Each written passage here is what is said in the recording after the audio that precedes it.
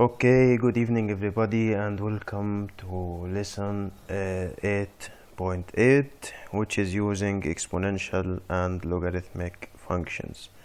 We talked before about logarithms and the properties of logarithms, and we talked about the natural base and the natural logarithm. And today there is something I want to remind you by, which is from the previous lesson. We learned how to eliminate the natural base by using natural logarithm, and how to eliminate the natural logarithm by using natural base. It's just this information is very important for the lesson today. I think the lesson today is very easy for us because nothing is new. It's just like applications on using exponential growth and exponential decay. And we talked a lot before about exponential growth and decay, and we know their formulas. Okay, anyway, today's objectives.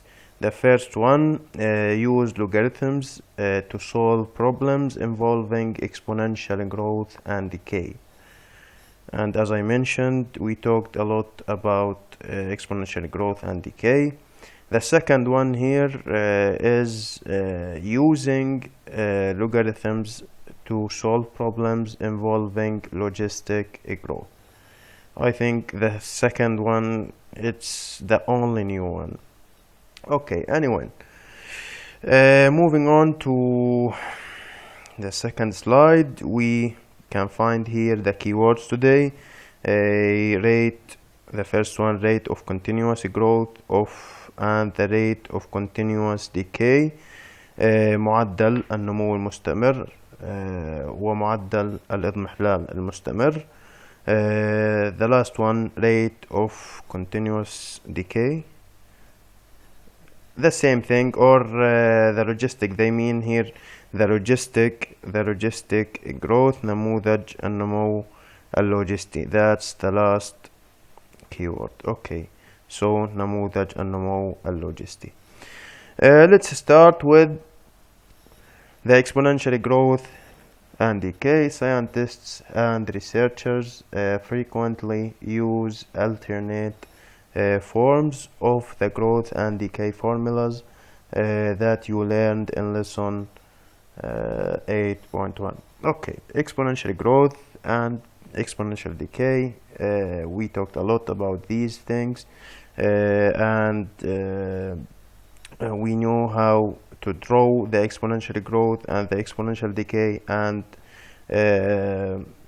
we talked about how to draw the inverse function for any function. As we said, the inverse function for any function, to find the inverse function, just we have as a first step, we have to interchange between y and x. Anyway, here the exponential growth can be modeled by the function f of x equal a times e to the power k times t, where a is the initial value, as we said before, t is the time in years, and k is a constant representing the rate of continuous growth. So k is the rate of continuous growth. Here in the next side,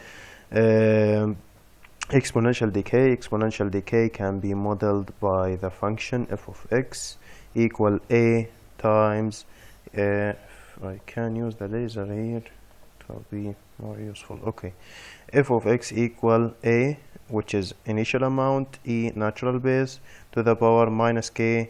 K here is the rate of the continuous decay, because this is the function of the exponential decay. Here the k is the rate of the continuous growth, here the continuous decay. Okay, and here is minus, there is no minus here, here is positive, and here there is minus here. just because it's decay function, and here it's a growth function, so it's positive here. Anyway, t here is the time in years. Okay, let's take a look at the first example. As I said, it's just applications from our real life, and I think these applications are related more in science and biology. Anyway, the half-life of a radioactive substance is the time it takes for half of the atoms of the substance to disintegrate. Disintegrate means اضمحلال or يقل or يتحلل. These meanings for disintegrate in Arabic. Anyway, is the time takes for half of the atoms of the substance to disintegrate. So I need your concentration here. They said is the time it takes for half of the atoms of the substance to disintegrate. So the final amount will be equal to 1/2 of the first amount. Again, here they said a radioactive substance is the time it takes for half of the atoms of the substance to disintegrate, so they will disappear. Okay, these atoms will disappear, so 1/2 of the amount of the atoms will be disappeared. Okay, so will be not here, will be in the other meaning disintegrate. Okay, so the final amount of the atoms will be equal to 1/2 of the first or initial amount. That's very important sentence. Okay, anyway, the half-life of carbon-14 is 5,730 years, which is here they give us the time, 5,730 years, time and years. Okay, determine the value of K and the equation of decay for carbon-14. So as they said for us, we have to use the equation of decay, and it's, I think, it's acceptable because they are talking about disintegration here. Okay, so something or the number of atoms is decreasing, so we are talking about something decreasing here. So when we are talking about something decrease or the final amount will be less than the initial amount, so we are talking about the decay function, not a growth function. Growth, if we are going to use the growth function, then we can use that function on something increasing, not decreasing. So in usual here we can use the decay function. Anyway, if A is the initial amount of the substance, then the amount Y that remains after 5,730 years can be represented by 1/2 or 1/2 of A. As we said before, from this sentence, the final amount will be equal to 1/2 of the initial amount, because they said here is the time it takes for half of, so the half number of the atoms will be disintegrate, so the final amount will be equal 1/2 of the initial amount. So y will be equal 0.5a or 1/2a. So we are going to put at first the equation or the function of decay, the equation of decay. Anyway, y equal a times e to the power minus kt. By using the information from the question, y which is the final amount, equal 0.5 of the initial amount, which is A, and here is the initial amount. They didn't give us the initial amount, just we substitute by what they said to us to do. So 0.5a equal a times e to the power minus k times 5730. So after that, if I need a pen here, okay, by dividing each side over a and here over a, so the a will eliminate itself. Here a with a, so the answer will be 0.5 equal e to the power minus 5000 times k. Here we have equation, and we talked about these types of equations. First of all, we have to eliminate the natural base. How to eliminate the natural base? By using natural logarithm. And how to eliminate the natural logarithm? By using natural base. That's it. That's it. Usually and always you are going to use this rule. Anyway, we have here natural base 2, so to eliminate the natural base we are going to use the natural logarithm. Take the natural logarithm for both sides. Ln 0.5 equal ln e to the power minus 5730 k. Okay, after that ln e, this term will be equal to minus 5730 k, and now we can use the calculator here after dividing by this number. So the final answer will be 0.00012 okay. After that, after we found k, okay, we need to put the final answer, or we need to put the final equation. So I am going to put the same equation, but instead of k I am going to put this value. It's like if you can remember the direct variation in the 9th grade, we used to put the value of k after finding it. So after you found the value of k, you can now put the equation for this question, because maybe you can use it in the other questions for this question. Okay, so the equation for the decay of carbon 14 is y equal to a times e to the power the value of k times t, and don't forget the minus. Where is the minus? Where? Here you can see here we used minus here. So if you asked me, teacher, where does the minus come from? Here when we take a look on the equation, we can see the minus is already exists in the equation, so the minus here came from the equation. Okay, so that's it. Okay, you can solve this guided practice.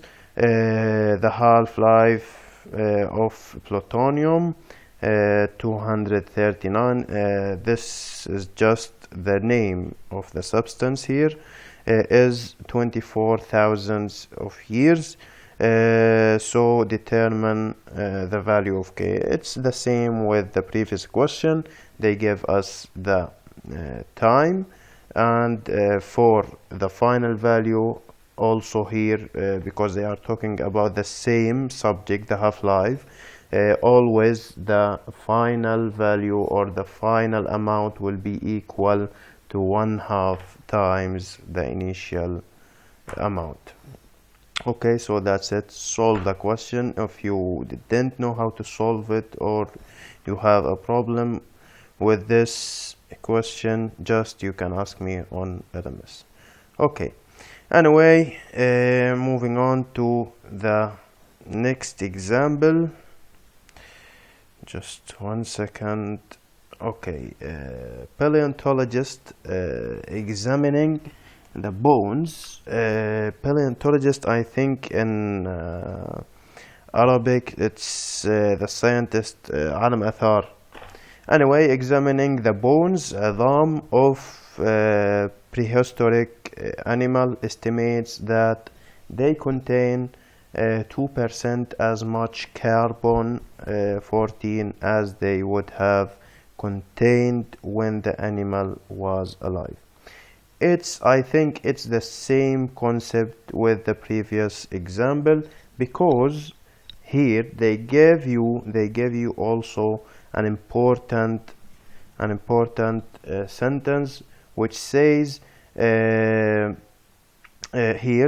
examining the bones of a prehistoric animal, estimates that they found a bone. Okay, when they do the examining on it and something like this in biology, I don't know that much in biology, but anyway, when they did the test in that bone, they found out that this bone contained 2% of, or as much carbon as this bone when it was in the creature, when it was alive. Okay, so the bone contains 2% as much carbon as they would have contained when the animal was alive.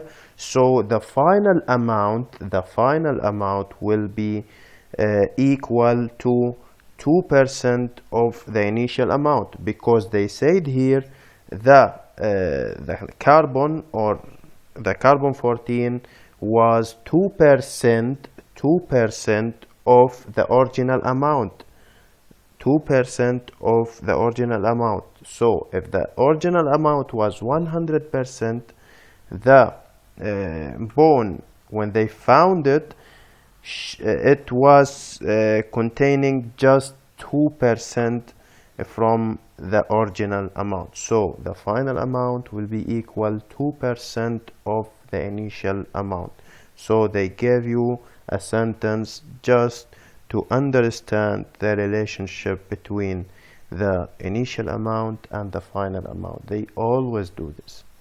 Anyway, the formula for the decay of carbon, and also we are talking about decay function. So how long ago did the animal live? Okay, so we have to find t, which is time.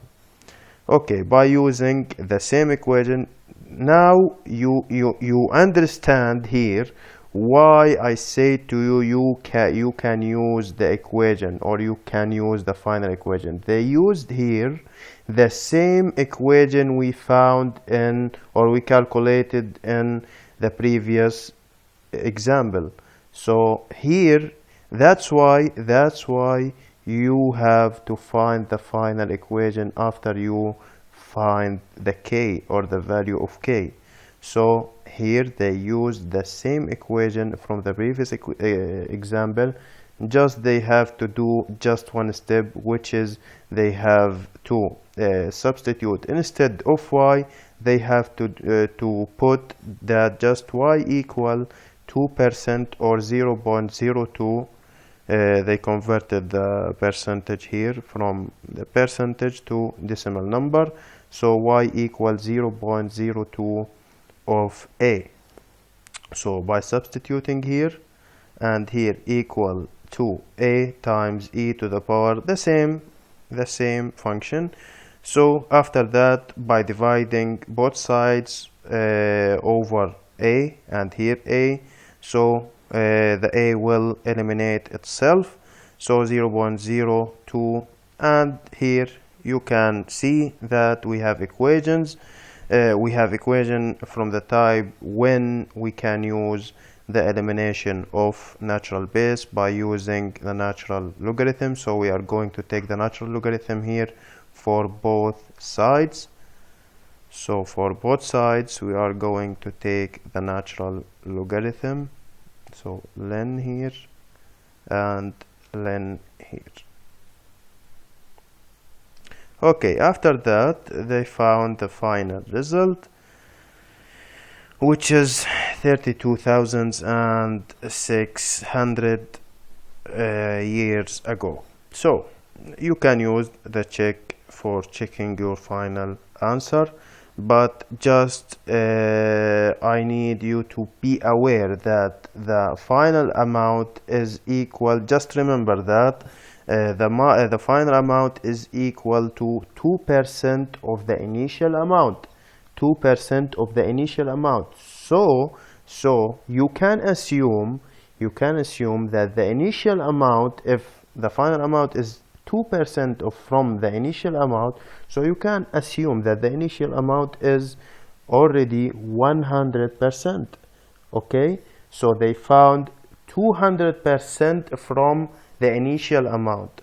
So the first amount, or the initial amount, we can assume it by around 100%. Okay. If prior research points to the animal being around 2000 of years old. Okay, so they give us here the time, how much carbon 14 should be in the animal. So they asked us to find the final amount. Here we have the value of a, which is 100%. When you convert the percentage from percentage to decimal, 100 divided by 100 will be equal to 1. So instead of a, we can put 1. T, they gave us t here, the same function. Okay. So after substituting and using the calculator, the final answer was 0.09 or 10 or 9%. Okay, so that's our final answer. Okay, you can solve that guided practice in here. Okay, if you have any question, you can ask me on LMS about this question. It's the same, I think, the same concept, so it's easy for you. Here they say that the exponential growth equation, you remember from the previous lesson we talked about the continuously compounded interest, which is called in Arabic murabaha. It's the same with the exponential growth here, the same, just the symbols are different. Just instead of a they put here y, and instead of b they put here a, and instead of r they put k, but the value for each one of them is the same, where we can see that a is the final amount and y the final amount, a, and b the initial amount. Okay, a is as we said amount at time t, y here population at time t. We don't in mathematics we just use this for numbers, okay, or we can use them for a lot of things, such as population, calculate the compound interest. We can use them in a lot of useful things, okay. It's not just population, you can use them in different way, okay. Anyway, you now you understand the concept, okay. The final amount, the initial amount, the rate here of the growth because it's positive here, so it's the same. Anyway, just we have to take a look in this example, which is continuous exponential growth. Okay, we'll take a break. I will talk to you soon to solve this example and to move on to the logistic growth. So see you soon.